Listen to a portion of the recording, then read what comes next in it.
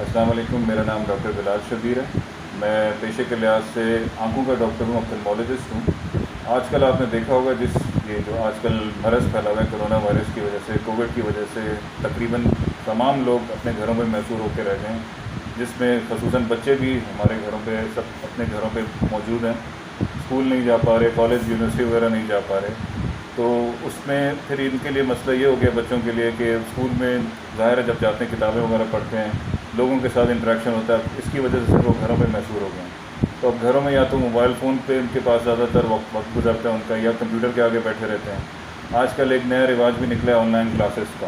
وہ بھی کمپیوٹر کے آگے بیٹھ کے جو ہے نا لیپ ٹاپ کے آگے بیٹھ کے ان کو دیکھنا پڑتا ہے، یوز کرنا پڑتا ہے۔ اب اس میں ماں باپ کا، والدین کو ان کو خیال رکھنا چاہیے کہ بچوں کو زیادہ دیر کے لیے کمپیوٹر کے آگے موبائل وغیرہ یوز نہ کرنے دیں، جتنا ان کا ٹائم ہے اس ٹائم کے مطابق، ٹائم شیڈیول کے مطابق ان کو رکھائیں، یوز کروائیں۔ اور کمپیوٹر کی خصوصاً موبائل کی جو اسکرین یوز کر رہے ہیں اس کی برائٹنیس تھوڑی سی ڈم کریں، کیونکہ ان کے اندر بلو لائٹ ہوتی ہے یا الٹرا وائلیٹ لائٹ ہوتی ہے، جس کی وجہ سے آنکھوں کے پردے کمزور ہوتے ہیں، نظر کمزور ہو جاتی ہے۔ اس کے لیے بہت کم عمر میں بچوں کو چشمے لگ جاتے ہیں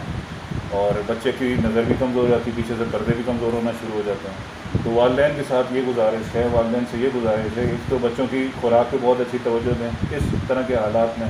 کم سے کم یوز کروائیں کمپیوٹر، کم سے کم یوز کریں موبائل فونس، اور اگر بہت ضروری بھی ہو تو بہت ایک ٹائم کے حساب سے، شیڈیول کے حساب سے ایک ٹائم ٹیبل بنا لیں، اس ٹائم ٹیبل کے حساب سے بچوں کو چلنا ہے۔ ٹھیک ہے، بڑی مہربانی۔